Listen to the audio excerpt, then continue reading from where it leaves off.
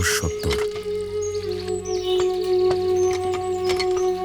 কিন্তু বেঁচে থাকার তাগিদে নজিরুন্নেসাকে পানি ফেরি করতে হচ্ছে বাড়ি বাড়ি। অথচ একসময় স্বামীকে নিয়ে সুখে শান্তিতেই ছিলেন নজিরুন্নেসা। স্বামীর মৃত্যুর পর জীবনে অন্ধকার নেমে আসে তার। নজিরনের ৪ একর জমি বেহাত হয়ে যায় পেশি শক্তির কাছে।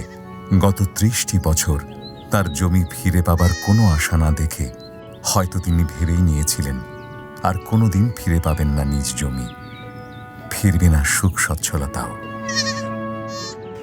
মানুষের লই গেলে দখল করে উপরবেলা চেয়ারম্যানের কাছে গেলাম, ওই থানায় গেলাম, ও কত জায়গায় গেলাম, দুঃখ কষ্ট করে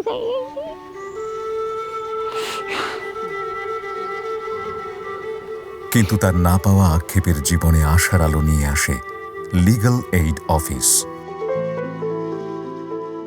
নজিরনের জমি যারা দখল করেছিলেন তারা বিবাদে জড়ালে ভাগ্য খুলে যায় নজিরনের।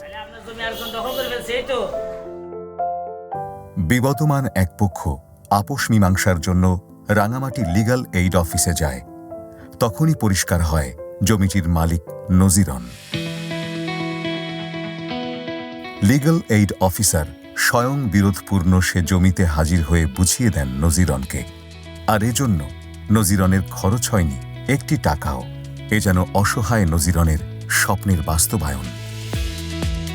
নজিরনদের মতো এমন সব সহায় সম্বলহীন বঞ্চিত মানুষের জন্য সরকার নিশ্চিত করেছে আইনগত সহায়তা। বলতে গেলে আমাদের বাড়িতেই এসে পড়েছে আমাদের আইন। এই জন্য মাননীয় প্রধানমন্ত্রীকে ধন্যবাদ জানাই। লিগ্যাল এইড যদি সবসময় এভাবে প্রত্যেকটা ইউনিয়নে বা এরকম প্রত্যন্ত অঞ্চলে এসে যদি কাজ করে তাহলে গরিব অসহায় মানুষেরা সুবিচার পাবে। জাতির পিতা বঙ্গবন্ধু শেখ মুজিবুর রহমান তো এমনটাই চেয়েছিলেন। বঙ্গবন্ধুর স্বপ্ন ছিল বাংলাদেশে ধনী দরিদ্র নির্বিশেষে সকলেই আইনের সমান আশ্রয় লাভ করার অধিকার পাবেন। তাই তো তিনি জাতিকে উপহার দিয়েছেন এক অনন্য সংবিধান। কোনো ব্যক্তি যাতে আত্মপক্ষ সমর্থনের অধিকার ও ন্যায় বিচার থেকে বঞ্চিত না হন, প্রতিটি নাগরিক যাতে দ্রুত বিচার পান, সংবিধানে তা নিশ্চিত করেছেন জাতির পিতা। আইনের ছাত্র বঙ্গবন্ধু শেখ মুজিবুর রহমান বুঝতে পেরেছিলেন স্বাধীন দেশের বিচার ব্যবস্থাকে ঢেলে সাজাতে হবে। Justice delayed, justice denied. We have to make a complete change. এবং সিস্টেম আমাকে পরিবর্তন করতে হবে, ইজি মানুষ বিচার পায় এবং সঙ্গে সঙ্গে বিচার পায়।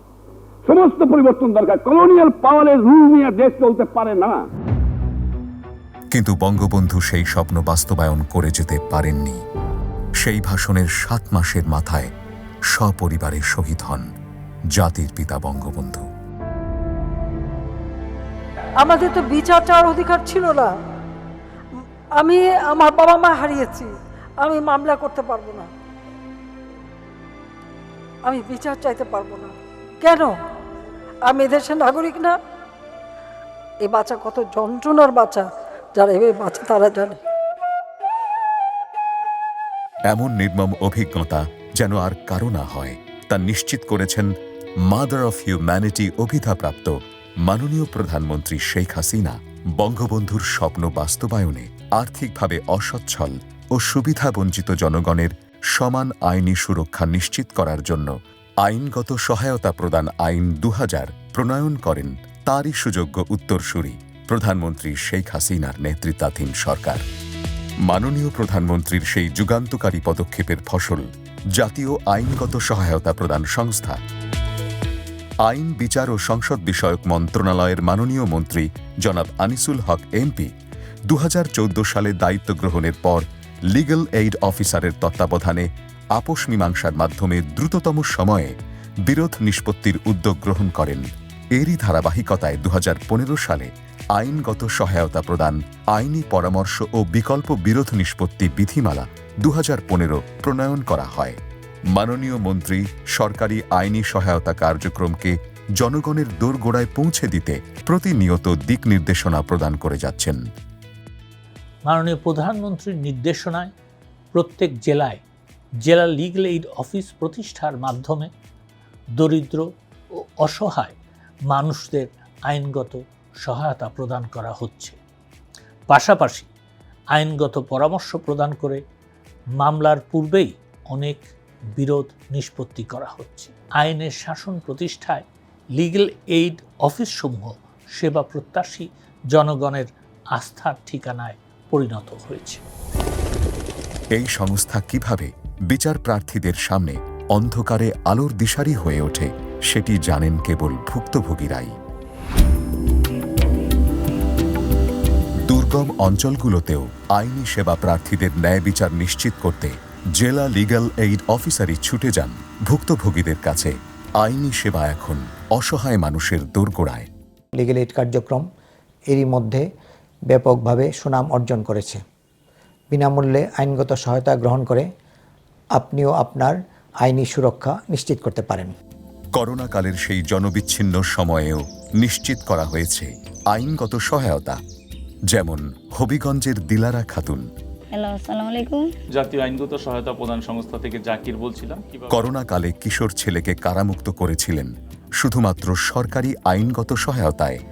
জাতীয় হেল্পলাইন 16430 টোল ফ্রি এ নম্বরে কল করে 16430 আমি ফোন দিছি।